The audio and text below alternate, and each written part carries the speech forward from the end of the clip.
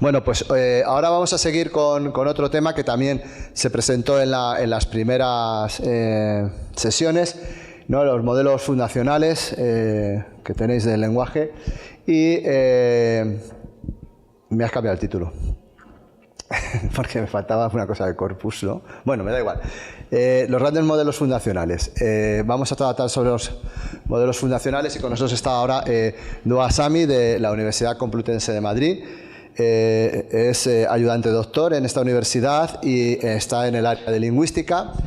También es colaboradora del Instituto de Ingeniería del Conocimiento de la Universidad Autónoma de Madrid y fue miembro de la Oficina Técnica del Plan de Tecnologías del Lenguaje del Gobierno de España, que fue el plan anterior justamente al PERTE, que el PERTE pues era el plan de dinero que llegó de Europa por el plan de resiliencia y estas cosas.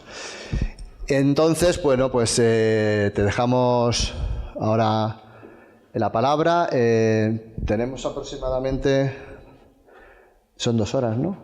2 horas aprox, entonces pararemos. Bueno, yo no sé cómo lo tienes previsto. Un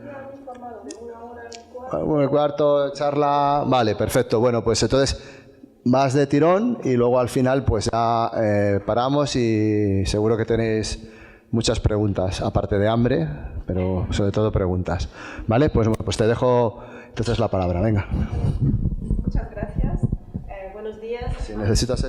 Si se te oye bien y si no, yo creo que intentaré hablar alto y si se me oye bien, prefiero. Muchas gracias. Muchas gracias, Salvador, y muchas gracias por la organización del curso. Es un placer estar aquí.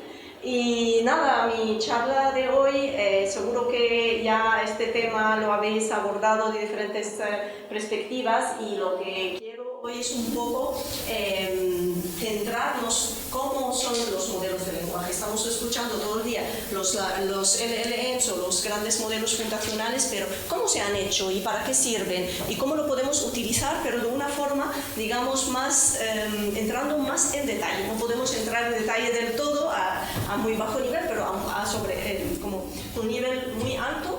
Vamos a ver cómo se han hecho y para qué sirven. Pues por eso voy a dar una breve introducción, que he visto ya que lo habéis, lo habéis tratado antes, entonces no voy a centrarme mucho en esta parte, y luego vamos a una breve introducción histórica sobre la evolución de los paradigmas en lingüística computacional desde sus inicios hasta hoy en día, resaltando los momentos históricos más relevantes. Y luego vamos a centrarnos en los grandes modelos fundacionales del lenguaje, o lo que se conoce ahora como Large Language Models, y yo siempre añadiría preentrenados. Y vamos a ver por qué hablamos de grandes modelos fundacionales preentrenados y cuál es la diferencia.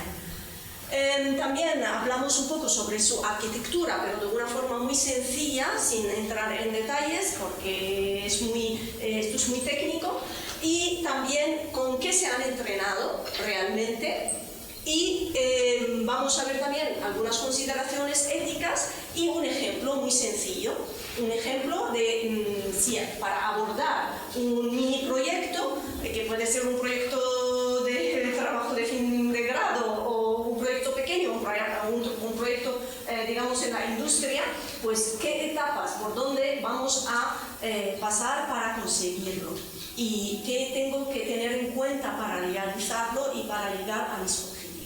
Porque no siempre los LLMs o los grandes modelos fundacionales es la respuesta a todo, pero tenemos que estar conscientes de que existen diferentes formas de resolver los diferentes problemas y en qué criterio me baso para, digamos, elegir una solución u otra.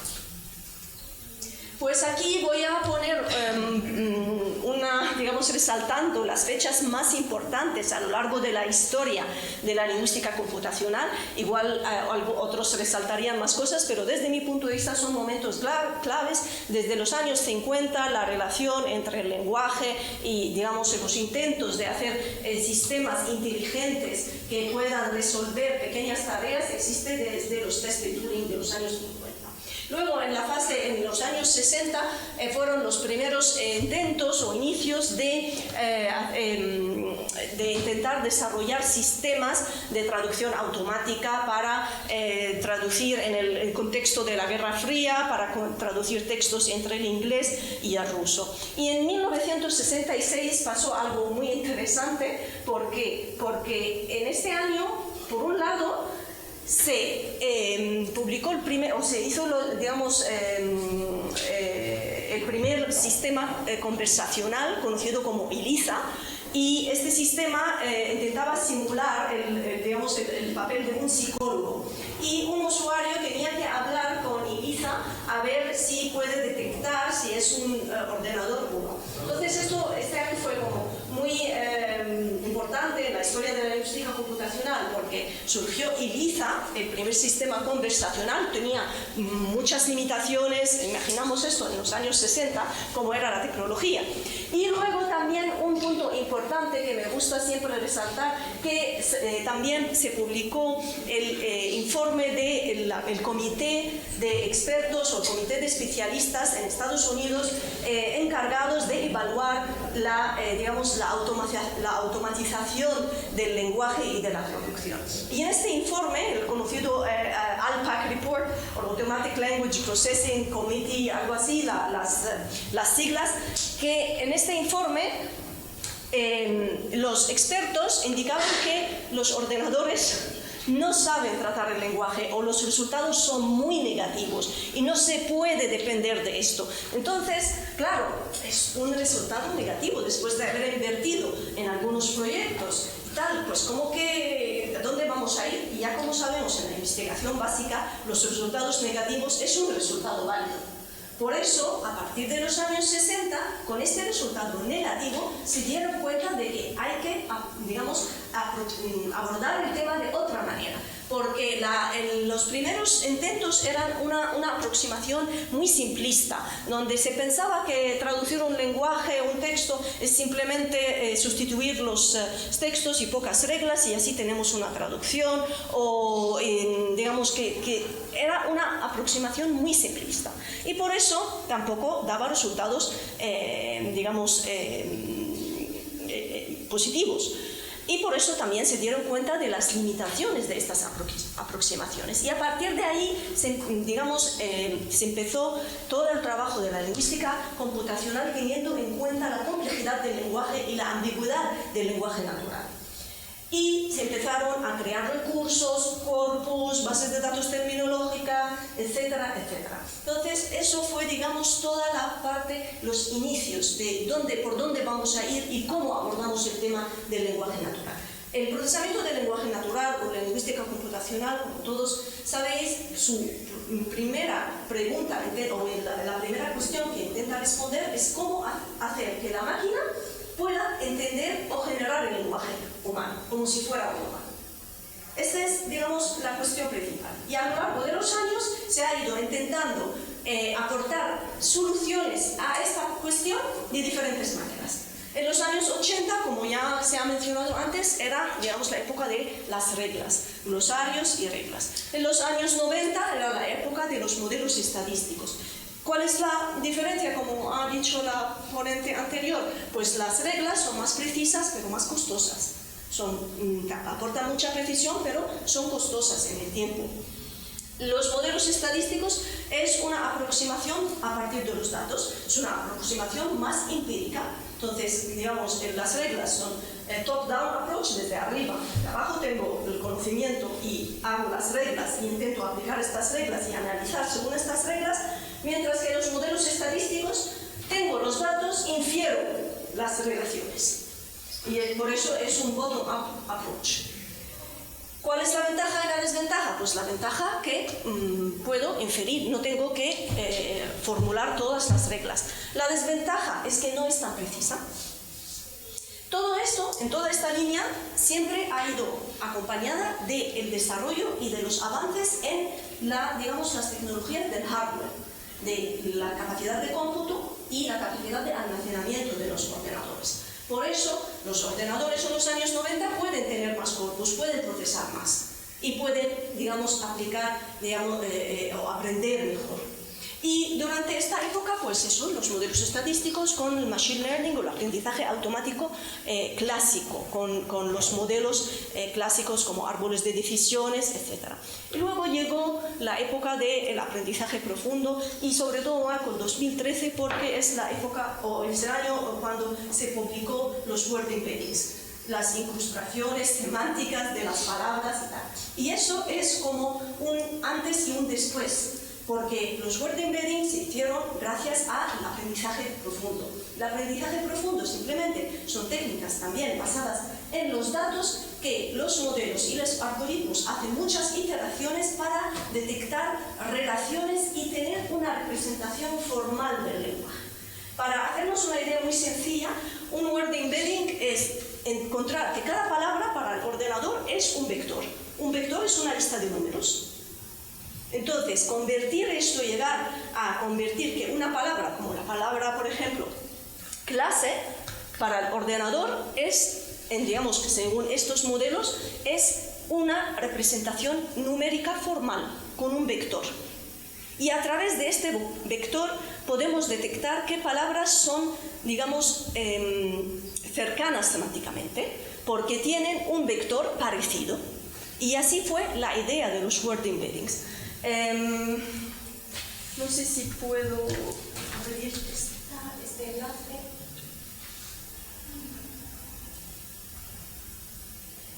Bueno,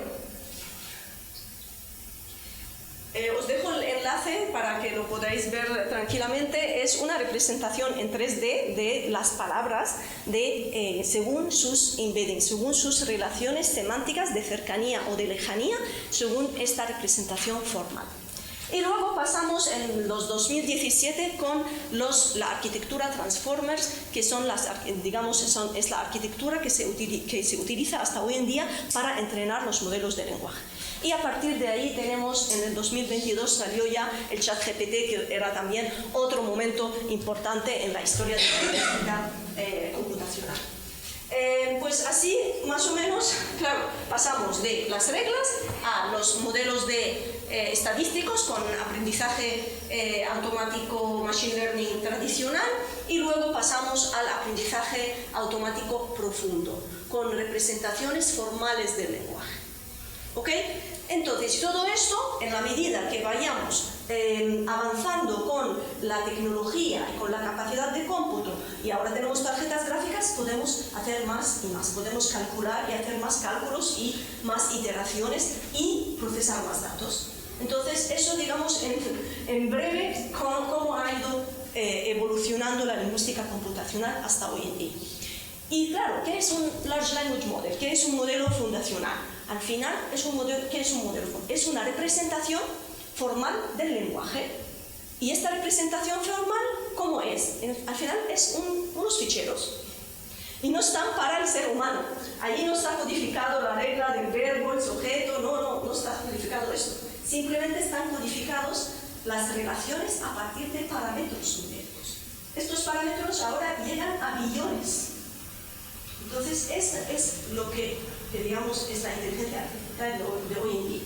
Un modelo de lenguaje de tipo GPT es una representación formal muy compleja de las relaciones entre las palabras y los trozos de palabras incluso. Por eso, el ChatGPT no es que sepa español o sepa inglés, simula.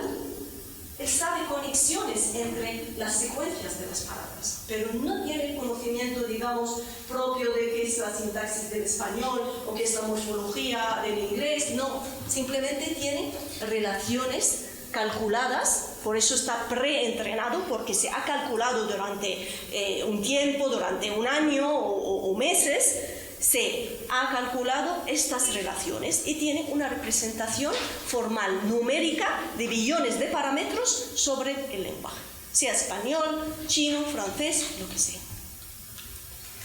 Pues bueno, entonces, el boom de los grandes modelos fundacionales del lenguaje no ha empezado con el ChatGPT, no. Desde el 2017 ya teníamos modelos de lenguaje fundacionales.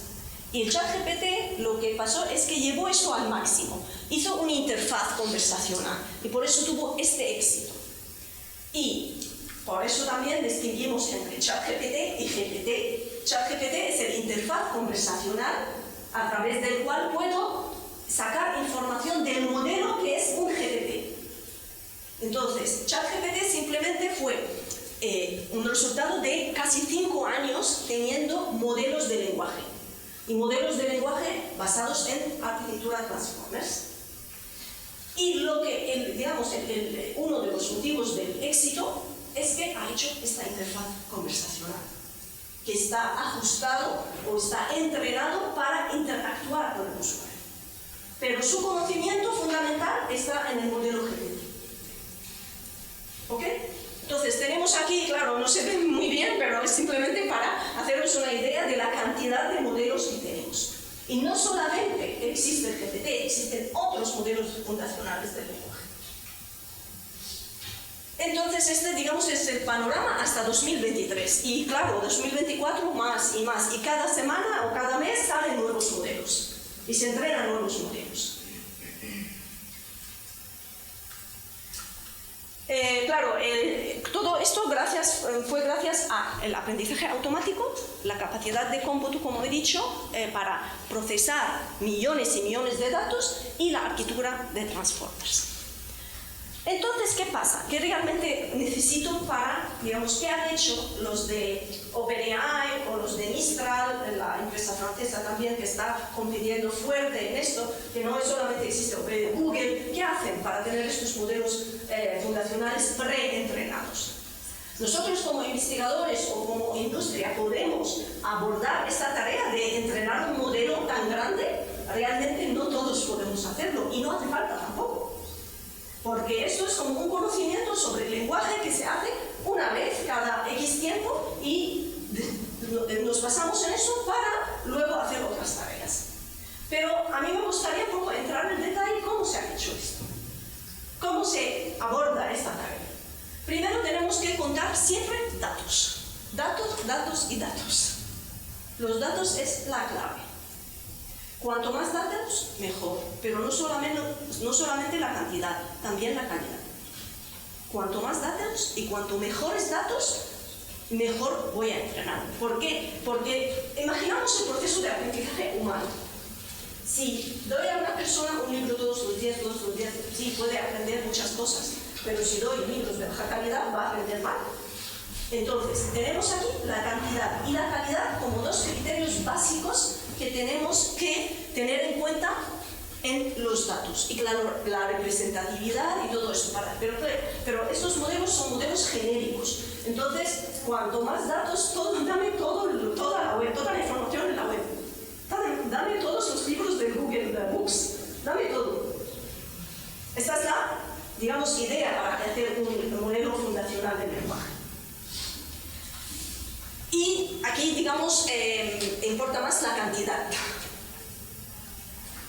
Y luego se pasa por el proceso de preentrenamiento. ¿Y qué es el preentrenamiento? Pues el preentrenamiento es una arquitectura, esta es la que vamos a ver un poquito más adelante, la arquitectura Transformer, que empieza a transformar todos estos datos en representaciones formales. Y lo hace en diferentes iteraciones, y se prueba hasta que se consiga una representación en parámetros, en millones de parámetros de todos estos datos. ¿Hasta aquí? ¿Ok?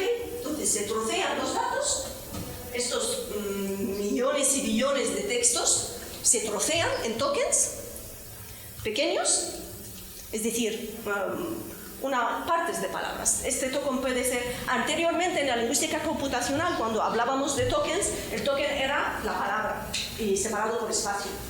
Hoy en día, los modelos de lenguaje, los grandes modelos de lenguaje, cuando se habla de token, no se habla de una palabra que tiene significado para nosotros los humanos, no. Se habla de un número de caracteres, que puede tener sentido o no puede tener ningún sentido. Entonces se trocea y se empieza a ver si este trozo ocurre más con esto y tal, pero claro, a niveles muy, muy, muy profundos. y se le dan, digamos, se calculan estas relaciones a partir de trocear el texto, y se le da muchas iteraciones para calcular estos parámetros. Y se le da un contexto, pues calcula estas relaciones en un contexto tal. Pero bueno, estoy simplificando mucho, porque claro, son procesos bastante complejos, pero así a grandes rasgos. Y con todas estas iteraciones y con todo este proceso, ya tenemos un modelo. Este modelo está preentrenado. ¿Y por qué decimos preentrenado? Es como una persona que yo quiero que aprenda el español. Le doy español general. Pero luego, si quiero que esta persona se dedique a español en administración pública o el español en médico, tengo que ajustarlo, tengo que darle más, digamos, formación para eso. Lo mismo pasa con los grandes modelos. Los grandes modelos fundacionales preentrenados tienen un conocimiento genérico, general. Está entrenado con los datos de la web, de los libros en general, pero no está especializado en ningún dominio ni para ninguna tarea. Aunque parezca que se resuelve muchas cosas, pero realmente no está especializado en nada. Y aquí está, digamos, el papel, digamos, o las oportunidades de los lingüistas computacionales y de la industria. ¿Por qué? Porque un cliente en la industria o una administración pública no busca una solución genérica que vale para todo. Lo que busca es desarrollar una solución específica para su problema y para su tipo de texto y para su tarea que quiere, si sea una tarea de simplificación, de resúmenes, lo que sea. Esto es lo que llamamos tareas en lingüística computacional. Entonces, cada cliente, en el caso de la industria, o cada usuario, digamos en términos generales, en la administración pública o una universidad, quiere una solución para las tareas que le interesen, en el dominio que le interese, con los textos que le interesen. Entonces, ¿qué pasa? En este caso, GPT o los modelos preentrenados no les sirven. Los tengo que volver a entrenar para ajustarles a estas tareas y a este dominio. Y ahí viene la parte del ajuste. Y está ahí las oportunidades y el negocio. Porque esta información, estos modelos preentrenados ya se han hecho con las grandes tecnológicas y los grandes grupos. No todos los grupos tienen la capacidad ni el acceso a la infraestructura para hacer este tipo de modelos. Pero podemos utilizarlos. Podemos basarnos en este conocimiento, darles más información, entrenarles sobre tareas concretas o sobre dominios concretos para resolver ciertas, para tener pues eso, ciertas soluciones. Entonces, entendido digamos, en general cómo funciona todo esto. Entonces, aquí tenemos un modelo preentrenado, y por eso preentrenado fundacional. Pero este solo no me vale. Y también, entrando un poco en detalle, cómo se ha hecho o cuál es la arquitectura para hacer llegar a este paso, que es un paso muy costoso en el tiempo y digamos, en la capacidad de compra. Y económicamente, claro, para tener tarjetas gráficas y superordenadores y todo eso, no es algo sencillo. Entonces, ¿qué tenemos? Inmensos volúmenes de datos, superordenadores. Y una arquitectura, digamos, arquitectura como Transformer para poder, digamos, sacar este conocimiento. Luego, la arquitectura de Transformer se basa realmente en dos fases. Una que le llaman encoder y una fase que se llama decoder. Pero ojo, no es como la codificación y la descodificación en lingüística humana, es diferente. Porque nosotros como lingüistas tenemos también en los conceptos de codificar y descodificar, pero no es exactamente igual. Aquí el encoder, el codificador, es la parte de la arquitectura del modelo que recibe los textos y los convierte en estos parámetros. Lo codifica a unos parámetros, a una representación formal. Y la decodificador es lo contrario, lo descodifica para sacar lenguaje natural. Entonces, aquí los conceptos de codificar y descodificar son un poco diferentes que los conceptos que tenemos en lingüística. Aquí codifica para sacar parámetros para la representación formal y descodifica para la representación del lenguaje natural. Es un poco al revés. ¿Entendido hasta aquí? Seguimos.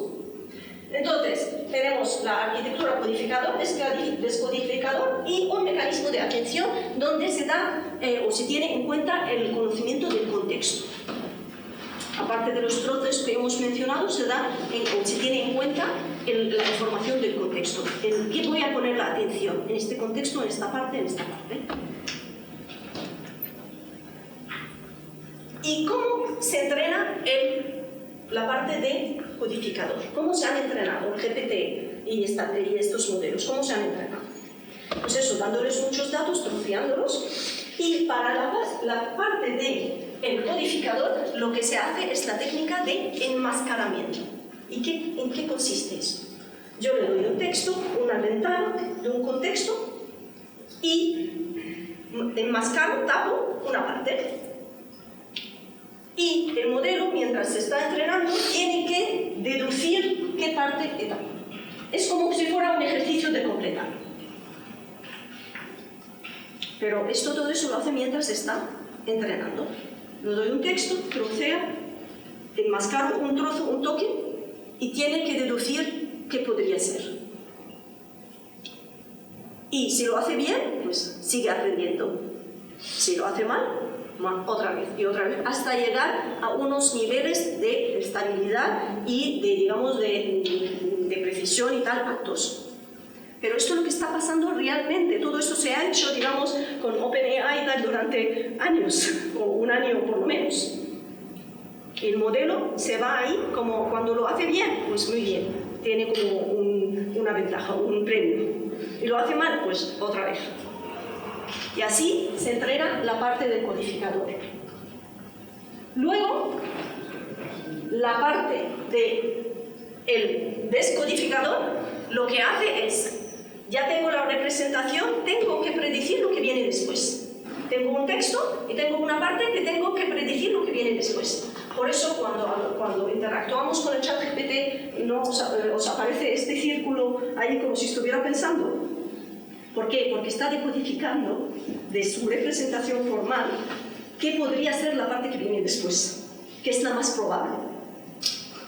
Así como de forma muy sencilla. Entonces, ¿codificamos? ¿Cómo codificamos? Pues convirtiendo las palabras y los textos que los humanos entendemos a vectores. ¿Cómo descodificamos? Según esta arquitectura, convirtiendo los vectores a letras y lenguaje natural que los seres humanos entienden. Y para hacer esto, tiene que predecir lo que viene después. Entonces, realmente, cuando interactuamos con ChatGPT, no está entendiendo, está simplemente calculando cuál es lo más probable que viene después. Cuál es el segmento de la palabra que es más probable que esté después. Entonces, todo esto son inferencias, está calculando desde su conocimiento cuál sería lo más probable. Pero realmente no sabe ni sintaxis ni nada. Sabe una representación formal de la sintaxis, pero no tiene reglas sintácticas. No, los humanos no le han puesto tanto. Simplemente lo ha aprendido a través de muchos textos con lo más probable que viene después. Y como también está entrenado a rellenar huecos, pues sabe el contexto. Entonces, hoy en día tenemos modelos como GPT. Ahora es GPT-4, antes GPT-3, 5, etc. Este modelo es codificador, descodificador. Entonces, sabe entender y sabe generar el lenguaje. Dado un texto, sabe entenderlo y sabe resolver tareas de comprensión del lenguaje, porque en lingüística computacional y procesamiento del lenguaje natural siempre nos interesa o distinguimos entre tareas de comprensión y tareas de generación. Desde el punto de vista del ordenador, claramente.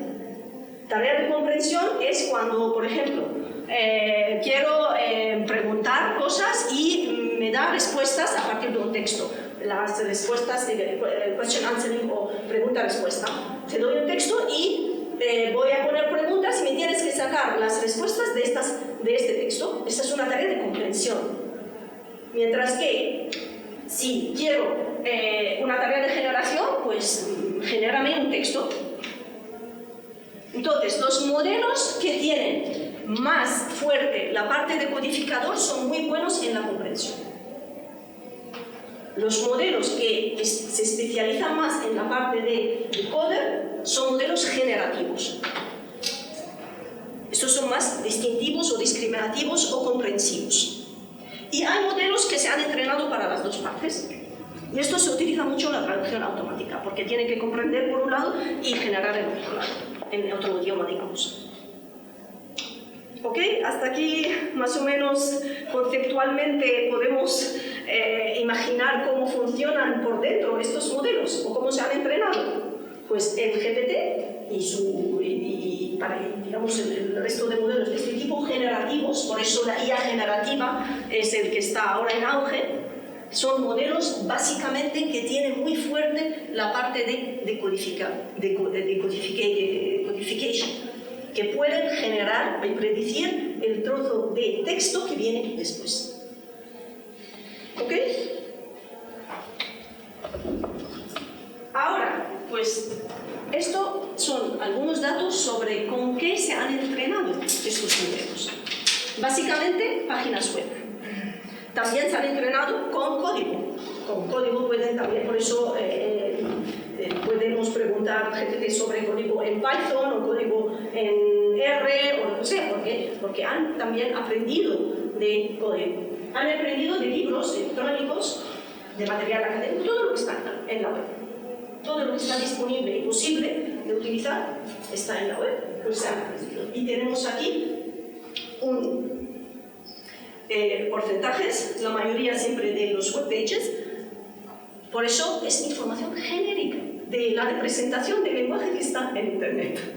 No es la representación del lenguaje, digamos, que está en la vida real.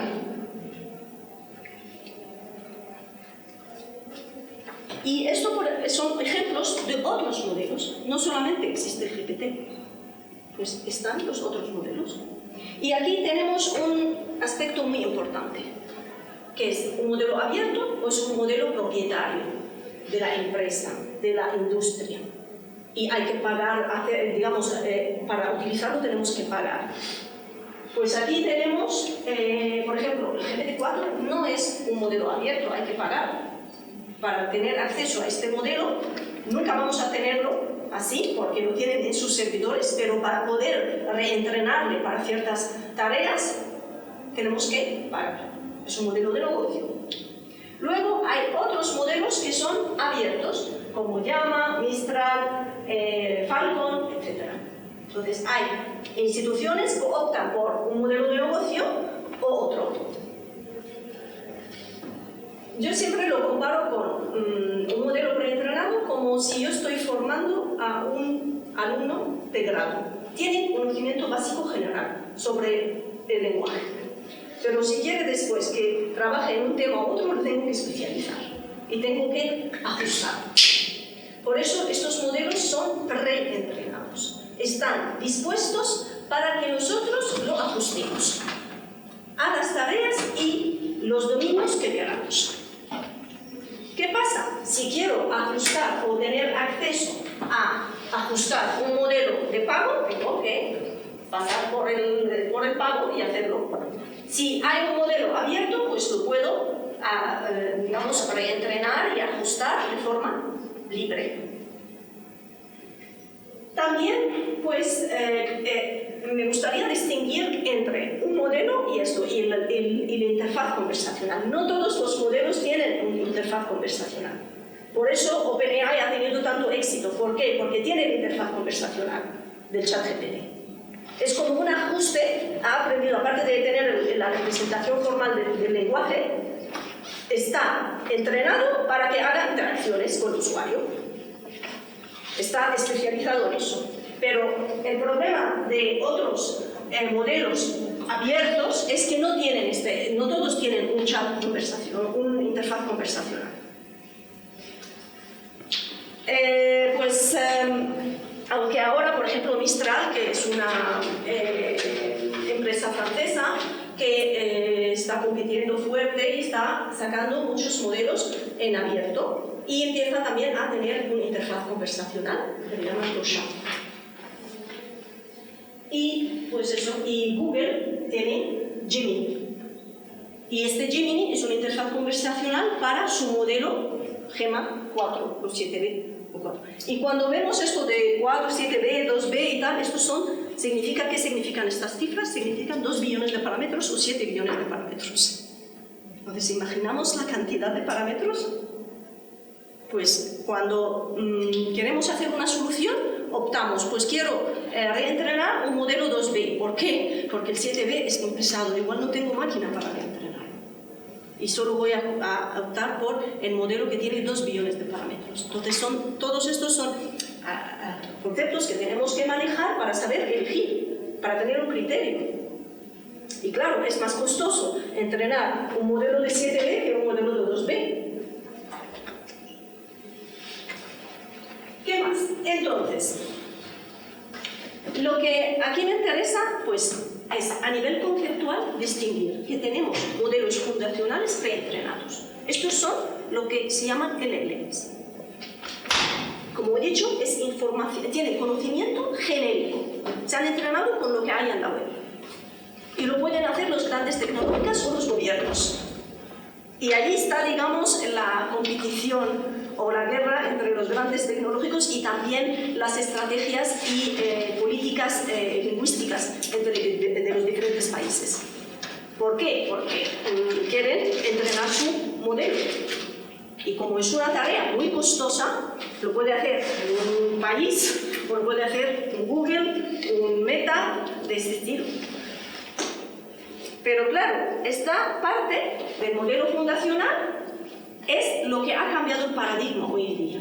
Porque antes, para hacer una solución, teníamos que poner todo y las reglas y tener los datos y entrenar todo, tal. Y ahora, simplemente, tenemos que hacer todo, también los datos, etc. Pero enchufamos, digamos, un modelo preentrenado que ya tiene un conocimiento y lo empezamos a especializar en una tarea concreta. Y claro, entonces es más inteligente, porque ya tiene un conocimiento digamos, conferido. Y lo que tenemos que hacer es especializarlo. Por eso es el gran, digamos, el salto que está dando ahora, hoy en día. ¿Por qué? Porque contamos con conocimiento ya aprendido. Y lo que necesitamos es simplemente especializarlo. No tenemos que inventar todo desde el principio. Y antes no existía este conocimiento, digamos, preaprendido. ¿Ok? Y por eso aquí están todas las oportunidades y todos los trabajos y todo en la adaptación y el ajuste. Tenemos conocimiento aprendido, tengo que formar mi modelo, entrenarlo en una tarea. Esto para resumir. Esto para otro sistema conversacional que responde sobre el tiempo. O un sistema conversacional que ayude a los señores mayores. ¿Por qué? Porque tengo conocimiento aprendido, le voy a dar otros datos para que aprenda esto específicamente. Y esto es el modelo ajustado. O lo puedo también hacer por dominio. Tengo un modelo preentrenado del español, o del inglés, o de cualquier idioma, y quiero que mi modelo sepa mejor el lenguaje jurídico. Entonces le voy a dar textos jurídicos, le voy a reentrenar para que domine y aprenda mejor la representación formal del lenguaje jurídico o el lenguaje biomédico. Pero ya, digamos, no parto desde aquí, parto desde aquí. Y ahí está el avance, el paradigma nuevo, que todos ahora partimos desde aquí. No hace falta partir desde aquí. Este escalón ya está hecho. O si sigue haciendo y está mejorando. Y ahora trabajamos en este escalón. Y por eso tenemos más conocimiento. Es como si fuera la civilización humana, todo lo aprendido, ya está, y tenemos que hacer avances. Pues aquí estamos en esta parte. Y los grandes están compitiendo en este escalón. Y los medianos y los grupos de investigación y las empresas medianas y pequeñas están en este escalón, compitiendo aquí. Y también hay un escalón más, es vale, yo quiero un modelo que esté especializado en el dominio jurídico y además sepa resumir. Esté especializado en resúmenes automáticos, no en otra cosa. Entonces tengo que entrenarle más sobre esto. ¿Y qué significa entrenar? Pues darle ejemplos. Mira, este es el texto y este es su resumen. Te paso 1000 ejemplos. E itera y ya está. Entonces ya tienen conocimiento general, tienen conocimiento sobre qué tipo de lenguaje se utiliza en los textos jurídicos y ya tienen conocimiento sobre cómo hacer una tarea.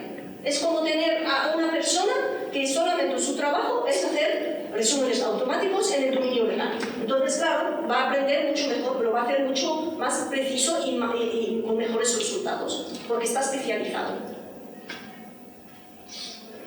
Otro que está especializado en traducciones, en textos legales. Otro está especializado en conversaciones con médicos y pacientes. Entonces estaría aquí. Tengo el conocimiento general, tengo el conocimiento de dominio y tengo el conocimiento de la tarea. Y para cada fase de esto necesito datos para entrenarlo, que son ejemplos que va iterando y va ajustando todos los parámetros que tiene. Yo siempre lo comparo con el ser humano. Nosotros aprendemos, tenemos unos parámetros, tenemos nuestro modelo de lenguaje y a la medida que vayamos especializando vamos ajustando estos parámetros en base a experiencias y estas experiencias que son ejemplos. Entonces lo mismo, pero de forma, digamos, de una manera, una representación formal. También, por otro lado, tenemos el tema lingüístico, el criterio del lenguaje, que los modelos fundacionales normalmente salen en una versión multilingüe, porque como han aprendido toda la web, entonces inglés, español, todo, pueden tratar todas las lenguas que estén, digamos, representadas digitalmente y que hayan tenido suficientes datos para entrenamiento. Por eso son multilingües. Sin embargo, estos modelos, luego, para empezar a utilizarlos para soluciones en español o en italiano o en francés, pues hay que también reentrenarlos más o especializarlos más en esta lengua. Por eso tenemos otro ajuste, que es el ajuste lingüístico. Entonces yo puedo tener un ajuste lingüístico y un ajuste de dominio y un ajuste de tarea. Y para cada fase le paso más datos, aprenda, ajusta parámetros y ya tengo un modelo más especializado. Entonces volvemos al ejemplo del texto jurídico en español y la tarea que quiero que haga resúmenes claros. ¿Vale? Entonces puedo partir de un modelo preentrenado que tiene el conocimiento genérico. Los especializo para textos jurídicos, entonces tengo que volver a ajustarle con textos jurídicos para que tenga una representación formal del lenguaje jurídico. Antes tengo que especializarle en español, entonces tengo que pasarle datos en español, toda la web en español. Entonces ya este modelo está especializado en español. Tiene más competencia en español, así decirlo entre comillas, porque le he pasado toda la web en español y le he especializado en español. Entonces tiene que olvidar, digamos, los otros parámetros de otras lenguas y solo centrarse en el español. Entonces es un ajuste a nivel de lengua. Luego quiere que sea español jurídico, pues otro ajuste, español jurídico. Y luego un ajuste para resúmenes, pues otro ajuste solo para la tarea de resúmenes. Y ahí tengo un producto o una solución ya, pero no he tenido que empezar desde cero. Por cierto, también los modelos fundacionales monolingües existen. Para el español existen ya modelos fundacionales monolingües, no tenemos que hacerlo desde cero. Entonces, nosotros directamente pasamos aquí para hacer una solución.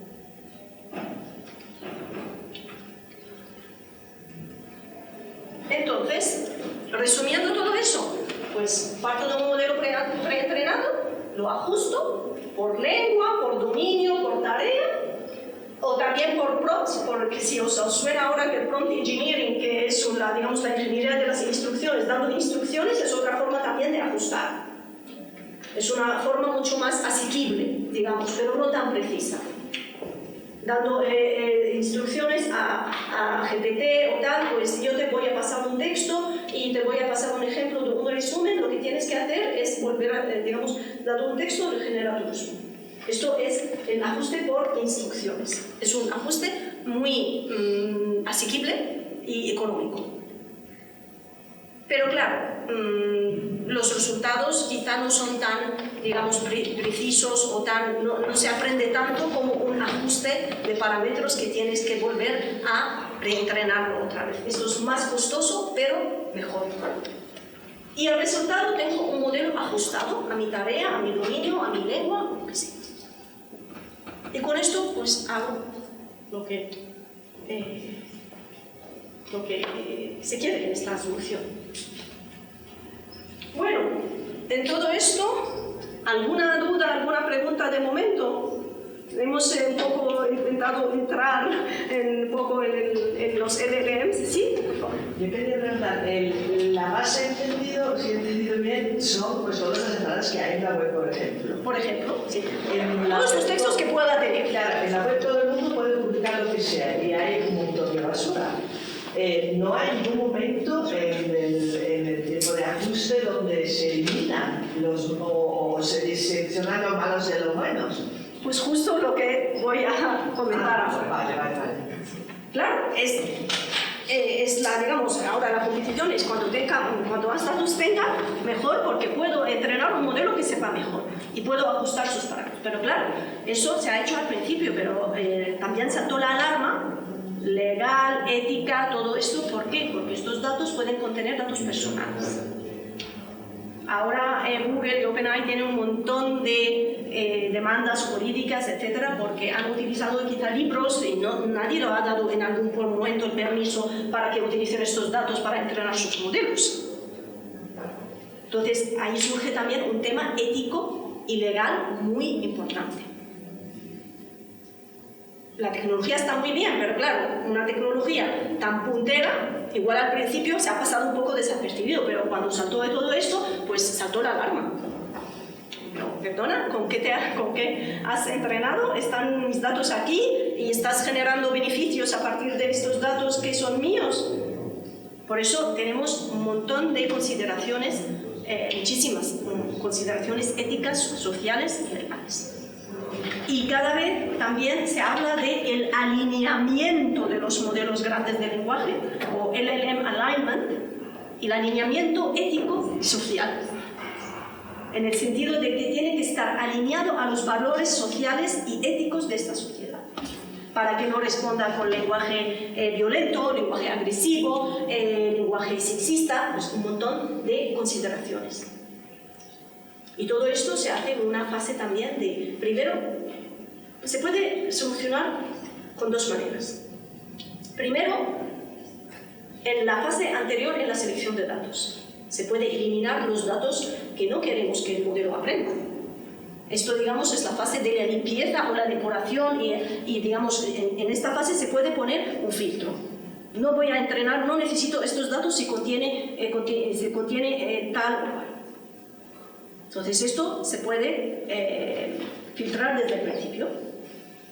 Y aún así, lo que ahora están haciendo es que lo entrenan para que sea educado y para que no diga lenguaje, para que no utilice lenguaje que demuestre ninguna agresión ni nada. También lo pueden hacer en el ajuste. Entonces lo podemos hacer desde el principio en los datos, y esto es lo ético, y lo más importante es digamos, excluir los datos de las cuales no tenemos licencias o no tenemos derechos de uso, se excluyen en la fase en la primera.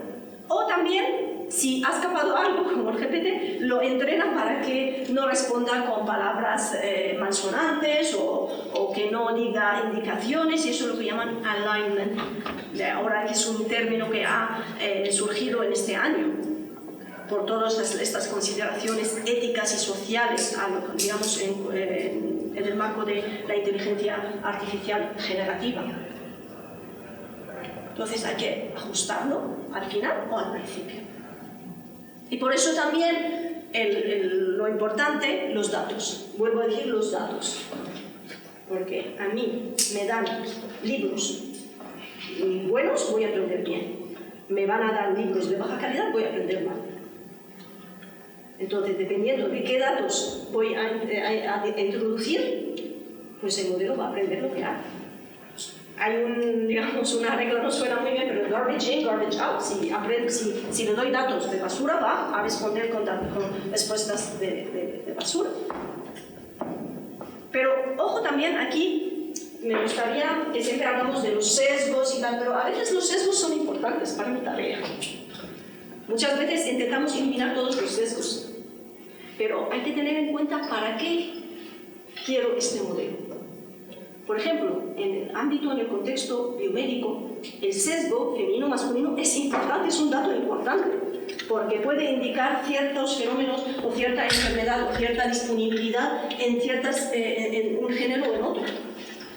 Entonces, lo de eliminar los sesgos siempre sí suena muy bien y está bien, claramente, desde el punto de vista ético, por temas de racismo, por temas de lo que sea. Pero también, cuidado, siempre tengo que entender cómo funcionan estas cosas para saber si esto lo necesito en mi solución o no. Si yo voy a tener, por ejemplo, un clasificador según síntomas, un clasificador automático, según algunos síntomas o tal, pues igual la información de género sí me interesa. O la información de la edad, igual sí que me interesa, porque puede cambiar el panorama. Pero en general, claro, estos sesgos habría que eliminarlos. Pero también tenemos que saber cuándo tengo que mantener un dato o cuándo no. Y sobre todo si tengo derecho o no, para empezar, si tengo derecho a utilizar este dato o no. Por eso también están las técnicas de anonimización, técnicas de eliminar datos sensibles, etcétera, etcétera. Entonces, todo esto para gestionar los datos. Y ahí insisto que está el papel también del futuro lingüista computacional, para ser un poco el que sabe mejor de los datos, tiene esta sensibilidad lingüística y sabe qué es, lo mejor, cómo se puede representar, qué muestra podemos coger, etc. ¿Sí? Sí, es que, bueno, hablando de estas cosas y de cómo ser entrenado y de que no se puede, pues no hay que entrenarlo con cosas racistas, he cogido el ChatGPT y le he dicho, no sé qué es el racismo, qué cosa diría una persona racista para poder identificarla. Y ahí sí que me han dicho, por ejemplo, todos los grupos étnicos son peligrosos, violentos, vagos. ¿Cómo han entrenado? Está dando una respuesta, digamos, éticamente correcta, ¿no? Que se ha negado a darte una, ¿no? Sí. Entonces, ¿cómo ha...? O porque está ajustado para no dar respuestas de lo que ha aprendido, sino está ajustado para dar respuestas éticamente correctas. Vale. O sea, esto se hace en el ajuste también de la parte conversacional. Si le preguntas una cosa, pero claro, hay técnicas para un poco ir más allá y saber realmente que si llegas a partir de la pregunta 4 o 5 que le puedes sacar, que puede fallar y empieza a contestarte cosas de lo que ha aprendido. O sea, que al principio igual se comporta bien, pero empiezas a un poco apretarle un poquito más y preguntarle y empieza a sacar. Y esto lo llaman, el término inglés, jailbreaking del modelo, porque intentan como atacarlo para sacar las cosas malas que tiene. ¿Para qué? Para saber que hay datos que no deberían estar. Entonces hay técnicas de jailbreaking, pero para utilizarlos para bien, para evitar, para saber qué hay ahí y luego evitarlo. Y hay, digamos, todas unas iniciativas de alineamiento de modelos de lenguaje, alineamiento a los valores sociales y éticos y legales. Y por eso también cabe mencionar la iniciativa de la europea, del European EU AI Act, Artificial Intelligence Act, que todo el mundo lo está esperando y está casi ya terminado. Entonces, para regular el uso de la inteligencia artificial y regular todos los procesos que implican tener estos modelos. el EU AI Act, que es el marco legal, digamos, europeo, que lleva años, lo llevan desarrollando años para, digamos, controlar todo este proceso. Pero aquí hay también que tener un punto de equilibrio, porque a veces controlar demasiado significa que igual no se puede hacer muchas cosas y las empresas de otros países que no tienen tanto control pueden avanzar más porque tienen menos control. Pero bueno, ahí tiene, digamos, el papel social y legal y la sociedad para saber hasta dónde queremos llegar con esto. Entonces, y definir bien las cosas porque también en muchas experiencias, sea en la parte de la administración pública o en el mundo profesional, mucha gente, muchos grupos tienen, digamos, muchas expectativas para utilizar la IA generativa, pero también tienen mucha resistencia. Entonces, ahí también hay que saber tratar con estos casos, la resistencia o las expectativas. Por eso hay que gestionar las expectativas para decirles, cuidado, esto no es una persona que va a hacer, no es un experto real, te va a ayudar, te va a asistir, pero no te va a resolver todo 100% bien. Entonces, tenemos siempre que gestionar las expectativas, porque piensa que ya he entrenado un modelo y este ya me va a resolver todo. Y tenemos también que convencer a los que presentan una resistencia muy fuerte. Que, digamos, tranquilos, esto no va a quitar el trabajo, sino simplemente va a ayudar para que uno puede centrarse en otras cosas, o es una herramienta más de apoyo. Y que también es importante de mantener el ser humano en el ciclo, en el proceso. Y incluso la Unión Europea habla en sus informes y tal de human in the loop, como un criterio de calidad, mantener el humano en el proceso. Sí, pues yo tenía dos preguntas sobre eso. En la etapa de entrenamiento, cuando hace las generaciones secuencias, las ventanas de contexto que genera, a la hora de evaluar si son correctas o no, ¿eso lo hace ella misma o puede estar asistida por un humano? No, en este es como la arquitectura misma. La arquitectura misma y va puntuando hasta llegar a un punto de una estabilidad concreta. Vale. Y luego se evalúa por humanos. Al final, cuando ya termina de hacer todo internamente, se evalúa por humanos. Vale. Y luego la parte de anonimización de los datos también, ¿lo puede hacer el propio modelo, anonimizar los datos? Lo tienes que entrenar, lo tienes que dar ejemplos de cómo tiene que anonimizar. Vale. Es decir, darle un texto con los datos y dar texto sin los datos y decirle tacha esto, y tacha esto y tacha esto. Con los dos ejemplos, él ve, este es el texto original y este es el resultado que se espera. Empieza a iterar, cuanto más ejemplos y buenos ejemplos, que sean coherentes. Entonces va a aprender que cuando aparezca esto, tengo que quitarlo. ¿Ok? ¿Alguna duda más o seguimos?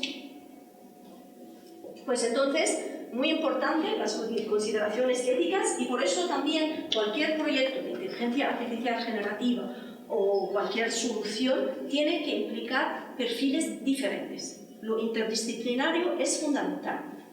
Lo hemos escuchado a lo largo de la mañana, es fundamental porque primero los ingenieros que controlen los algoritmos y los matemáticos controlan los algoritmos y saben los pesos y los parámetros y eso. Los lingüistas no saben tanto de esto, pero los lingüistas saben mejor de los datos. Entonces, los lingüistas para los datos, para mejorar los datos, para ver la calidad, para ver qué características tienen estos datos, ahí está, digamos, el punto fuerte del lingüista. Y el punto fuerte del ingeniero está en sopesar los parámetros, en ajustar el modelo, la arquitectura. Esto, un lingüista, por mucho que sepa, no va a saber los detalles tan técnicos, son detalles matemáticos y digamos, son modelos bastante complejos. Luego, tenemos que tener también el perfil legal. Para tener una solución tenemos que tener en cuenta el perfil legal. ¿Esto tiene licencia o no? Porque, por ejemplo, en la experiencia que he tenido con grupos, pues claro, el informático, el ingeniero está muy emocionado, quiere, pues bueno, voy a pasarle unos datos y tal. Pero bueno, espera, cuidado, ¿qué datos te vas a pasar? ¿Tienes la licencia o no tienes la licencia? Entonces hay que tener a alguien también que controle esto. ¿Estos datos contienen datos personales o no contienen datos personales? ¿Dónde lo vas a entrenar? ¿Lo vas a entrenar en un servicio propio o lo vas a entrenar en la nube? Porque esto también tiene otro protocolo. Porque si lo vas a entrenar en un servicio en la nube, ¿este servicio está en la Unión Europea o está fuera de la Unión Europea? Porque si está fuera de la Unión Europea, hay que tener en cuenta que no haya datos sensibles, datos tal y cual. Entonces hay una serie de consideraciones legales también. Por ejemplo, en algunos proyectos, pues sí podemos entrenar en la nube, pero en un servidor en la Unión Europea, no en un servidor fuera, porque aplican las leyes de la Unión Europea. Los datos personales no podemos mantenerla en local. Digamos, textos que contengan datos personales. No podemos mantenerla en local. Hay que tener una persona responsable de datos, y hay una agencia de protección de datos, digamos, una ley, digamos, la GDPR, o sea, y todo eso hay que tenerlo en cuenta. Hay que tener en cuenta también la persona del negocio que lo va a utilizar, el usuario, ¿para qué? Que va a ser, por ejemplo, el jurista, el abogado. ¿Quién va a utilizar esto? ¿Le convence esta solución o no lo convence? Por eso, cualquier proyecto de esto es un proyecto interdisciplinario. Porque si estoy desarrollando un sistema de generar resúmenes automáticos, y estos resúmenes automáticos para fines de investigación sí es muy importante, muy interesante, y puedo publicar un artículo, y etcétera, etcétera. Pero a la hora de verdad, cuando lo va a utilizar un funcionario, un abogado, tengo que saber su opinión sobre esto. ¿Le sirve o no? Y no solamente al final, no, desde el principio. Desde el principio. Porque el diseño y todo el proceso tiene que estar acompañado con el experto que lo va a utilizar al final. Porque, claro, me puede decir, no, utiliza estos datos, no estos datos. Porque es su materia. Y el lingüista, porque cuando ve los datos saca más observaciones que una persona técnica. No, estos datos tal, estos datos tal. Entonces todo esto ayuda. Entonces es un grupo... Entonces según eso el ChatGPT tendría que estar cerrado ya, ¿no? ¿Perdón? Que según estos datos el ChatGPT tendría que estar cerrado ya porque es ilegal. Lo que pasa que, bueno, no todo es legal. Hay cosas que han utilizado y hay cosas como no estaba la norma, digamos, no estaba la ley para protegerlo, se ha hecho. Es decir, porque no estaba regulado. Quizá los datos personales sí, pero hay otras cosas que no están tan reguladas. Y por eso todos los intentos y las iniciativas de la legislación en el área de inteligencia artificial tienen que tratar con muchos detalles. Y los juristas y la legislación no sabe de tantos detalles técnicos tampoco. Y muchas veces dices, pues voy a entrenar con tus datos, pero estos datos no se van a ver, y a veces le cuesta. Es que el modelo no vas a aprender el modelo y vas a encontrar los textos, no. Porque esto también nos hemos encontrado con algunas situaciones en las que dijimos, pues bueno, con esta administración, pues si tenéis estos textos y estos datos, podemos ajustar un modelo para que tenga una representación de estos textos. Y dice, no puedo estos datos, pero estos datos no van a salir a ningún lado, no van a ser accesibles para nadie. Se va a entrenar en local y el modelo no es un repertorio de todos los datos. El modelo es una cosa que no se puede ver por el ser humano. Y a veces estas cosas cuestan, porque es un área nueva, son avances y hay que tener diferentes perspectivas. Y también otros aspectos, consideraciones también que me parecen interesantes en todo este mundo, las consideraciones medioambientales. No sé si lo habéis tratado en este curso, pues el preentrenamiento, como os he dicho, es un proceso muy costoso. Muy costoso por conseguir los datos, por procesarlos, por tener superordenadores. Pero estos superordenadores se basan en un consumo energético muy alto. Entonces, también empiezan a salir voces de tener un IA responsable, sostenible y verde, porque requiere grandes cantidades de consumo de energía y por lo tanto también de agua para refrigerar los servidores y todo lo que requiere. Entonces también estas consideraciones están saliendo ahora. Y hay gente también, hay grupos que empiezan a tener ciertos programas pequeños como herramientas para estimar que para entrenar este proceso has utilizado tal y tal, entonces has consumido tal, X vatios. Y son herramientas que existen y tu huella de carbono para hacer este proceso, para entrenar tu modelo de los resúmenes automáticos o de las preguntas y respuestas, ha requerido X energía. Y empiezan a utilizarlo, empiezan a tener estos cálculos, y esto se sabe por qué, por el tipo de ordenador que se ha utilizado, el tiempo, etcétera, etcétera, y el gasto energético que supone. Y se dice que para entrenar modelos como GPT o Gemini de Google y tal, pues se ha consumido cantidades de energía equivalentes a un consumo de una ciudad entera. Estamos hablando de estos niveles. Por esto, insisto, vuelvo a insistir que es un modelo preentrenado. No todos vamos a preentrenar modelos. Esto se hace con grandes inversiones.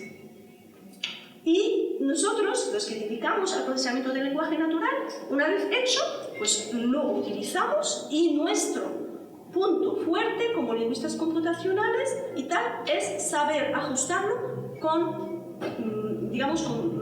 ajustarlo bien, con datos de calidad. ¿Ok? Bueno, seguimos. Entonces, aquí voy a dar un ejemplo muy sencillo. Porque eso, hablar todo eso, vale, pero entonces realmente ¿qué haces para todos los días si quieres entrenar un modelo? ¿De dónde se empieza? Como siempre se empiezan de los datos. Imaginamos que queremos hacer un modelo muy sencillo de clasificación de opiniones, si son positivas, negativas o neutras. Es una tarea muy sencilla. Vale, y eso, ¿cómo puedo utilizar la inteligencia artificial? ¿Dónde, cuándo, en qué momento, de dónde empiezo? Y si le pregunto directamente al ChatGPT y me responde, ¿ya me vale o no? También. Pero si quiero hacer algo adaptado a ciertas necesidades, con ciertos datos, tengo que empezar desde ahí. ¿Y empezar qué? Recopilando los datos.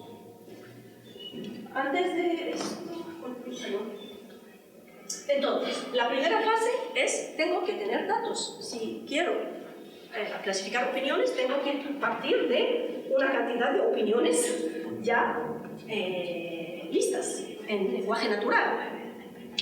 Luego tengo que confirmar que tengo la licencia de uso y no estoy, digamos, violando ningún derecho ni nada. Pero suponiendo que ya tenemos el derecho y tenemos un conjunto de datos que se puede utilizar y no hay ningún problema de licencias ni problemas de datos personales, pues aquí empiezo, los datos.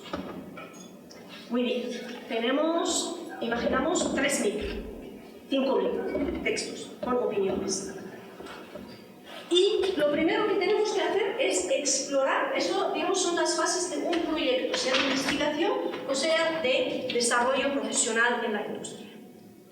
Parto de los datos, exploro estos datos a ver cuántos textos tengo, qué características tienen, qué longitud, tienen ruido, es decir, están bien codificados, están mal codificados, tienen ciertas características, se utilizan signos de puntuación, se utilizan emoticonos, todo esto es el proceso de exploración inicial. Y esto es muy importante porque con la medida que analicemos mejor los datos, partimos de una buena base. De eso es la calidad. Así garantizamos la calidad. Entonces, y la cantidad, si tengo cantidad, pues resuelto. Pero claro, ¿cuánto tengo de cada? ¿Tengo muestras suficientes de lo positivo, muestras suficientes de lo negativo? Es un lenguaje de España peninsular, es de una comunidad autónoma, es de una región concreta, ¿de dónde viene? O sea, esto es la fase de exploración para, digamos, caracterizar el conjunto de datos. Esto es lo primero que hacemos en un proyecto de lingüística computacional. Y procedemos al paso siguiente. Si hay ruido textual, es decir, pues código que está mal, tablas que se han, o por ejemplo hay muchos saltos de línea, cosas que no necesitamos, pero sin cambiar el contenido, entonces hacemos el proceso de limpieza o depuración de los datos. Si voy a utilizar los emoticonos, no los voy a utilizar, los voy a analizar, no los voy a analizar, son decisiones que se toman porque, según esto, los voy a guardar, los voy a hacer un trato especial o no, todo esto son decisiones que se toman después de explorar y analizar los datos de partida. Y claro, entonces, calidad, cantidad, representatividad. Estas son nuestras 3 palabras claves. Porque estos modelos necesitan cantidad. No puedo hacerlo con 50 textos o no es suficiente. Estamos hablando de miles de textos. Entonces, cantidad, calidad. Puedo también garantizar que estos 1000 textos por lo menos tengan una calidad suficiente y que sean representativos del problema que quiero abordar. ¿Vale? Entonces, esta es la primera fase. Y claro, con esto todo el aspecto legal, ético, etc. Luego paso al muestreo. Vale, si me han pasado en este proyecto, me han pasado 5.000 textos con sus resúmenes. Pero no voy a hacer todos los 5.000, pues voy a poner una muestra. Esta muestra tiene que ser pues representativa. Pues ahí tengo también que tomar otra serie de decisiones. Si va a ser una muestra aleatoria, si voy a hacer estratificación de los datos, es decir, por ejemplo, si hay una subclasificación yacente en estos textos o no, o tengo que tener en cuenta los subtipos o no, todas esas son decisiones que, basadas en la exploración inicial, lo voy tomando. Entonces, en cada fase tomo decisiones. Y tengo que tener criterio para tomar estas decisiones. ¿Y el criterio en qué se basa? Se basa en mi forma de analizar y comprender estos datos. Y igual, si soy lingüista computacional en este caso y estoy tratando datos que no es mi área, es importante la opinión del especialista. Porque para mí igual son todos textos legales, pero para un especialista estos son, no sé, es una resolución, estos son real decreto, estos no sé qué, entonces tienen sus subclasificaciones. Entonces, en mi muestra tengo que tener en cuenta esta subclasificación. Entonces, la fase siguiente del muestreo, donde la representatividad es fundamental, pues eso, entendiendo la naturaleza de todos los textos, para saber, y importante también estratificar. Si tengo 2.000 textos, pues igual son unos muy cortos, otros muy largos, pues tengo que saber si hay más largos, más porque si cojo una muestra aleatoria, igual si todos me salen textos largos, y cuando hay un texto corto ya no tengo un modelo entrenado para esto. ¿Ok? Entonces, esto paso al muestreo. Esta fase es también importante, fundamental para la calidad del dato. Si voy a anotar estos datos, es decir, voy a añadir etiquetas, ¿qué etiquetas voy a añadir? O si voy a clasificarlos, ¿qué clases voy a tener? Y en esto es fundamental, en esta fase, tener decisiones sobre los criterios de la anotación. ¿Qué voy a anotar y qué no voy a anotar? ¿Y cómo lo voy a anotar? Y normalmente en esta fase tenemos un documento que se llama guías de anotación. Estas guías de anotación es como los criterios que nos rigen. Voy a anotar como positivo cualquier opinión o cualquier texto que tenga expresión, bla, bla, bla, tal. Entonces esto es el criterio. Cambian las personas, pero el criterio tiene que ser el mismo. ¿Por qué? Porque esto me va a garantizar la calidad y la coherencia de los datos que voy a dar para entrenar. Si le voy a dar datos coherentes, el modelo va a aprender de forma coherente.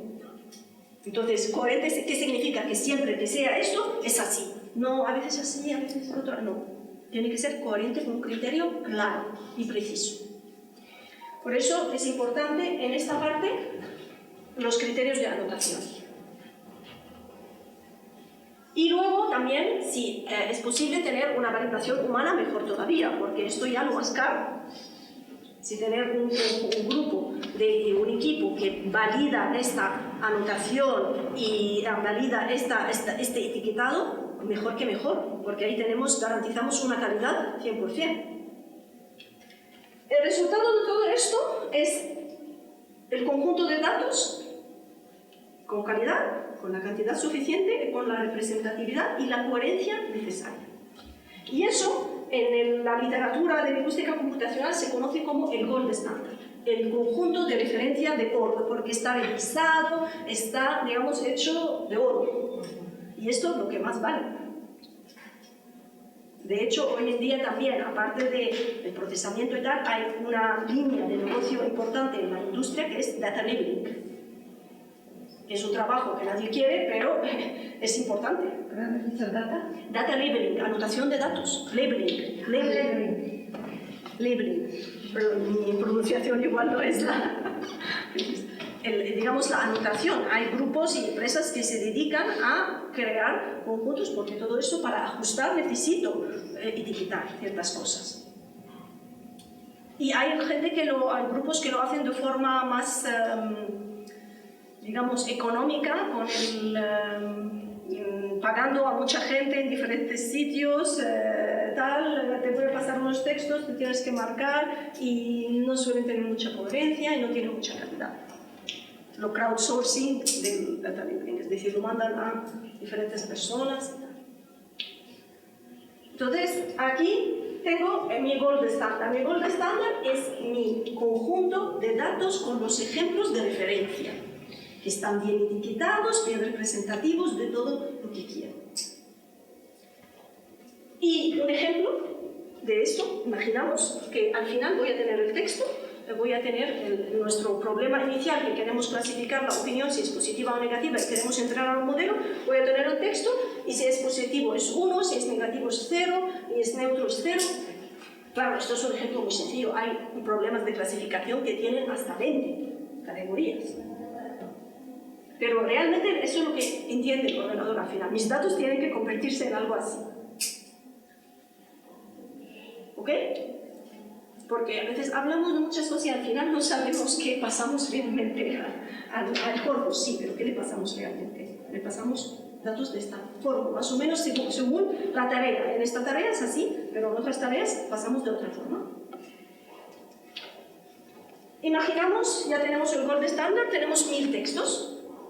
El paso siguiente, pues voy a entrenar un modelo para que resuelva este problema.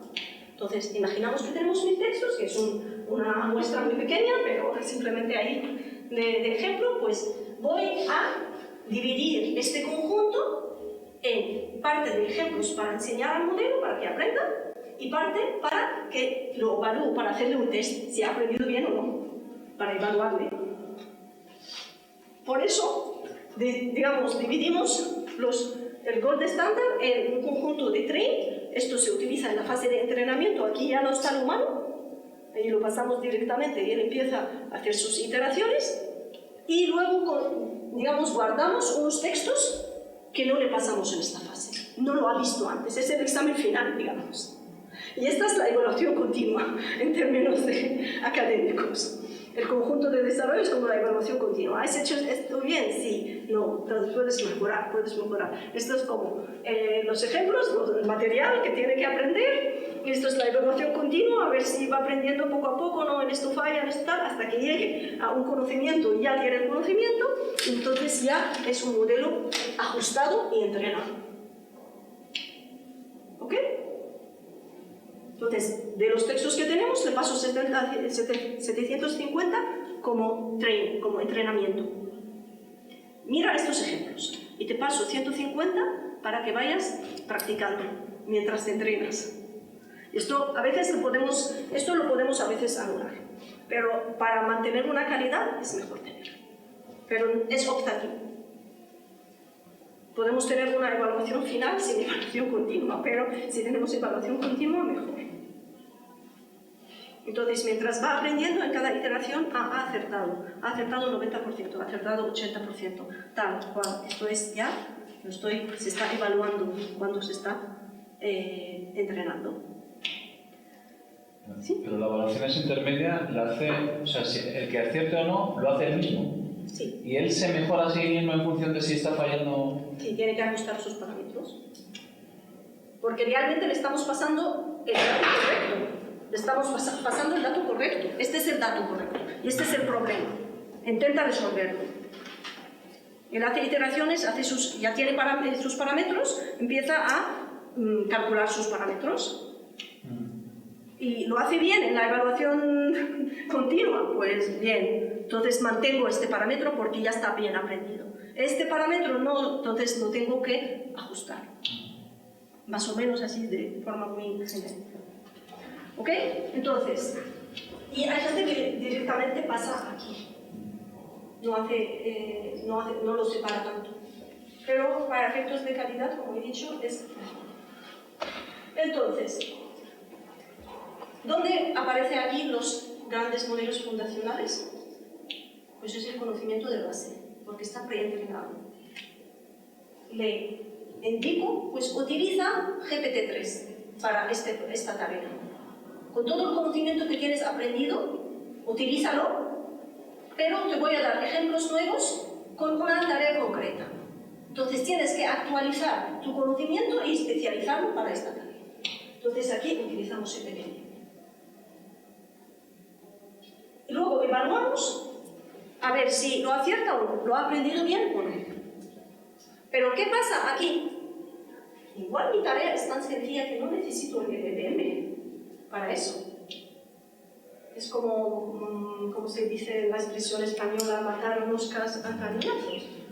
Y si mi tarea es muy sencilla, y tal, ¿por qué voy a utilizar un modelo preentrenado que me va a consumir máquina y tal? Igual con un modelo de aprendizaje automático normal, tradicional, clásico, me vale. Y lo aprende bien. Pero, ojo, el modelo clásico no tiene información, no tiene preentrenamiento, no sabe nada del mundo antes. El modelo fundacional sabe cosas sobre el mundo antes, sobre este lenguaje, sobre los textos antes. Y esta es la ventaja. Mientras que el modelo de aprendizaje automático tradicional no tiene conocimiento previo. Son más o menos estadísticas y probabilidades que lo va calculando, pero no tiene conocimiento previo. Y aquí vuelvo otra vez a insistir en la ventaja que suponen los modelos de lenguaje natural, es que tienen conocimiento previo sobre los textos en general. Entonces aquí tengo todas las opciones, incluso puedo hacerlo con reglas.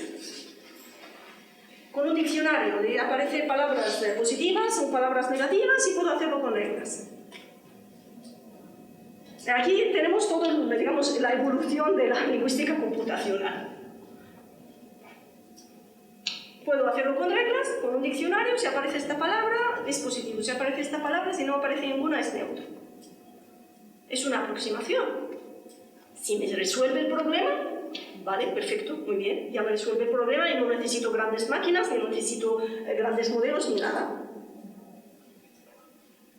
Si no es suficiente, porque a veces la gente se expresa de diferentes formas, igual con un modelo de aprendizaje automático normal.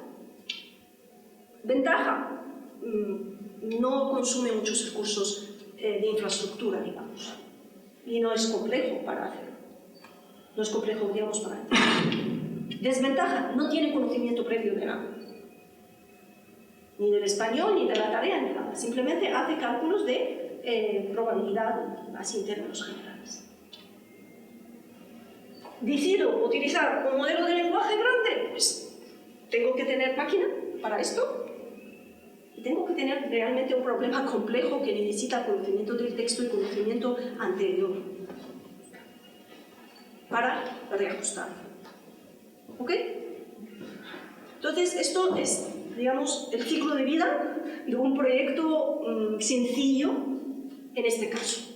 Empiezo con los datos, hago la anotación, me aseguro que mis datos son ejemplos perfectos y luego pues empiezo a dividir, te paso estos ejemplos y evalúo esto. Ya una vez que tengo esto hecho, ya tengo un modelo ajustado, tengo mi herramienta, mi modelo, empiezo a pasar un texto que no ha visto antes. Es como un alumno.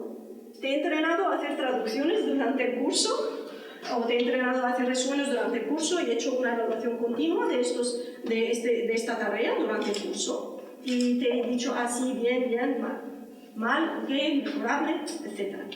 Luego ya el alumno tiene un modelo ya ajustado de esta asignatura o de este conocimiento. Va al examen final, se va a encontrar con textos que no ha visto durante el curso. Y lo voy a evaluar. ¿Lo has hecho bien o lo has hecho mal? ¿Has aprendido la tarea o no la has aprendido? Y al final, ¿qué es? Es un fichero. Es un fichero, pero no es un fichero, digamos, legible por los humanos. Es un fichero que tiene parámetros con este conocimiento que se ha aprendido. ¿Ok? Entonces, si son reglas, entonces no hay modelo. Simplemente se aplican las reglas. Entonces, por eso le he puesto en rojo, porque ya no tendría un modelo ajustado, tendría una serie de reglas que le paso un texto y va a comprobar sí o no. Por eso lo he puesto en rojo, porque no tengo un modelo ajustado, tengo una heurística de mi problema, de los pasos que debería tomar. Luego, la evaluación, el conjunto de evaluación, ya tengo el modelo evaluado. Por eso, hemos entrenado un modelo, muy bien, pero ¿con qué lo has entrenado? Por eso me gustaría que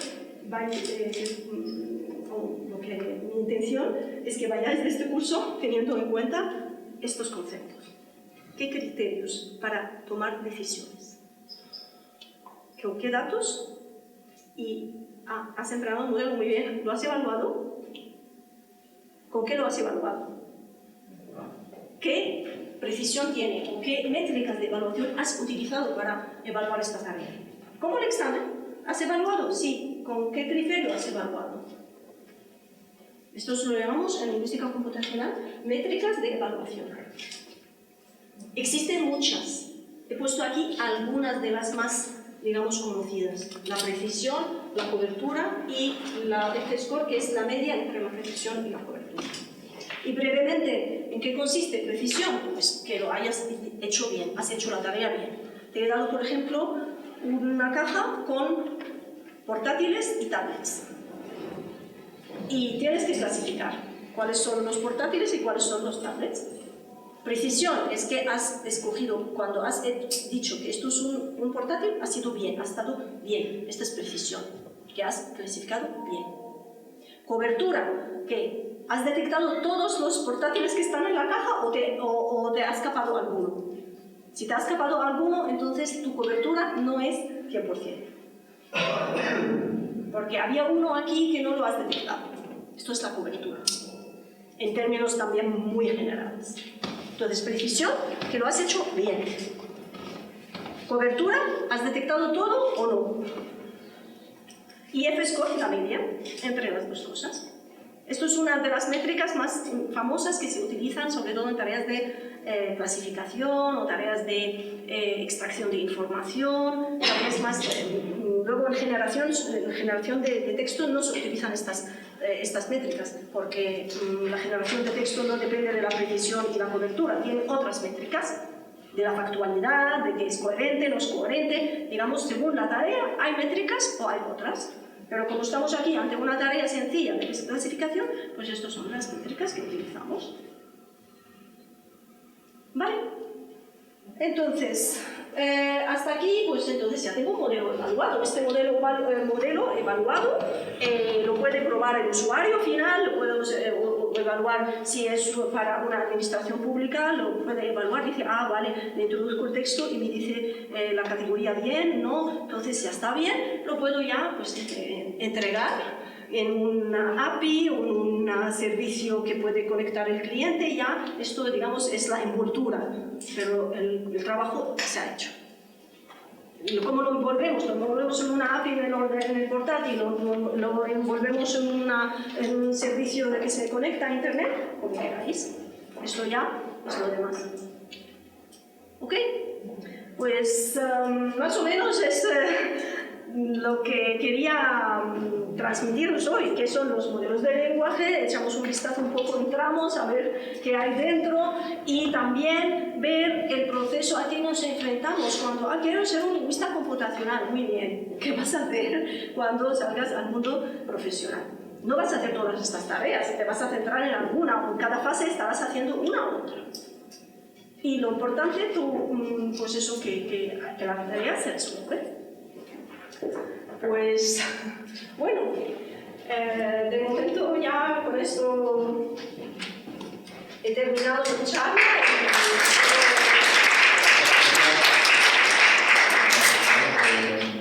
Ahora tenemos todavía un poco de tiempo, si queréis alguna pregunta que habéis estado ya interrogándola. No tenéis ninguna cuestión. Esta tarde, pues si os anima, esta tarde en la mesa redonda se hablará, yo creo que se va a presentar un poquito más técnico algunas cosas que están aquí, pero muy brevemente porque es para entrar en la mesa redonda que será, mi idea es que participemos todos, luego ya veremos qué pasa, pero bueno, ¿vale? Que irá sobre estos temas conocidos y corpus lingüísticos. ¿No tenéis ninguna pregunta? Así me gusta, porque cuanto menos preguntéis hoy, mañana más bien me dais a mí a contar cosas que me he dejado de contar. Porque yo voy agregando las transparencias según va todo el mundo. Yo también estaba como, ¿qué han dicho los demás? A ver si estoy ahí solapando. Me ha tocado el último. Es lo bueno que tiene. Entonces, ¿no tenéis una pregunta? ¿Tenéis todo claro? ¿Sí? Tenéis hambre, ¿no? Pues mira que os he traído churritos, ahora que vendría bien los churros. Pues ahora no hay.